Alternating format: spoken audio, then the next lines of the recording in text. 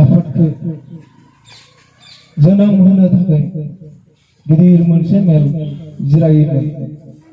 बेवहाय बिथाङानो सासे मैखोम बिहोमा लाना बे जिप्रुस नार्जारिया बेनि मुंखौ होनोमोन जोङो एन्जेंकोल होनोमोन। बेबो सासे जोंनि सोद्रोमा बहुद राइजिं डे बा जों जानाखि आफादखौ दानो नागिरदोंमोन बे समनिफ्रायनो हाजोआव जेब्ला मिटिं जायो प्रथमबार अब्ला बेबो दङमोन। दाथ' बुंनो हासै नालाय मा जाया मा जायाखैमोनबा गिबिनिफ्रायनो बेबो बहुद हेल्प खालामबोदोंमोन। दुखुनांथावा बेनो मानसिखौ गोथां हमनो मोनदोंमोन नाथाय बेखौ बुथारनाय जादों आरोखि इनाय बागै बुथारनाय जादों। दा बेनिखायनो दिनैहाय बिनि मुंख्लं खाम्फा बेखेवदों जोंनिनो जानाखि मानसिफोर दङ केडार्सफोर दङ आरो भाइस प्रेसिडेन्ट दङ बक' बे आं ओमफ्रायो एक्स एनडिफोरनिफ्राय हारिमु आरो बानसाव बिसोरबो दंफैयोमोन। दा दुखु सुखु बिमा बिफाजों रायलायलांजोबनोसै। गथ' सासे दङ बिनिया बे गथ'खौ बोरै फोरोंलांनांगौ दा जोंनि दायथ' थायो। जोंनिनो मानसिमोन जोंनिनो खामानि मावग्रामोन। दा बिथाङा मुंख्लं जालांबाय नाथाय बिनि न'खराथ' दङ। दा बिनि फिसाला जानाखि सासे दङ बिनि फरायनाय दाथ' क्लास 10 सिमावथ' बे फ्रियावनो फरायनो मोनगोन नाथाय बिनि देरखांनानै मा खालामनांगौ बिनि स्टेपखौ जों लागोन। समस्त दायथ'खौ आं आफादनि जानानै लागोन आरो प्लास पार्सनेलिबो आं लागोन आरोखि बे गथ'खौ थारमाने मानसि खालामलांनांगौ दायथ'खौ जों आफादैनो रुजुमगोन प्लास आंबो पार्सनेलिबो रुजुमफागोन।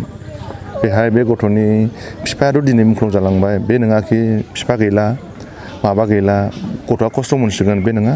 फुरा गासिबो दायथ'खौ जोङो आफाद हिसाबै रुजुमलांगोन आरोखि बे गथ'नि दायथ'खौ।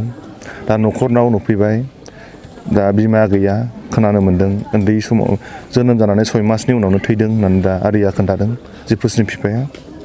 दुखुनांथाव सिबाय बिमायाखौबो उन्दै बैसोआवनो जोनोम जानाय लोगो लोगोनो 6 मासनि उनाव गोमादों प्लास दा गावहाबो रुंसारि जालांबाय एखे उन्दै गथ'खौ दा बिदिनो गालांनांबाय सिबाया। दा बेखायनो फुल दायथ'खौ जों लागोन एनएलएफबि हिसाबै आरोखि जों ज' रुजुमगोन आंल' नङा गासैबो।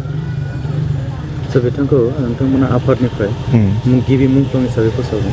औ जोंनि आफादनिफ्राय गिबि मुंख्लंआ जिप्रुसआनो। बे जोंनि सासे जोङो जेब्ला टक खालामबाय थादों बे समावनो बेखौ हमनानै गावनाय जादों सुथुरनि आखाइयाव गोग्लैनायखाय।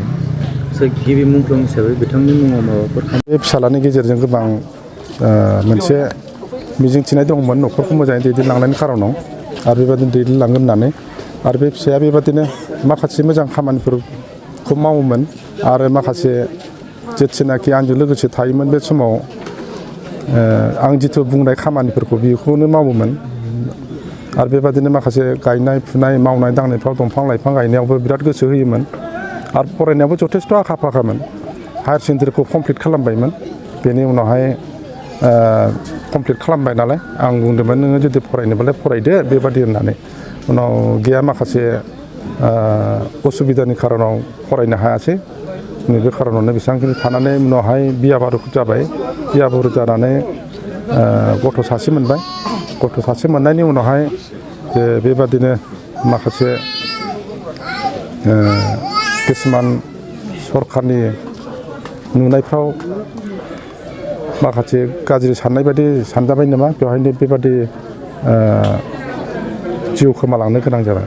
बे समाव आंनि सुंद' बुंनाया बेसेबांनोसै।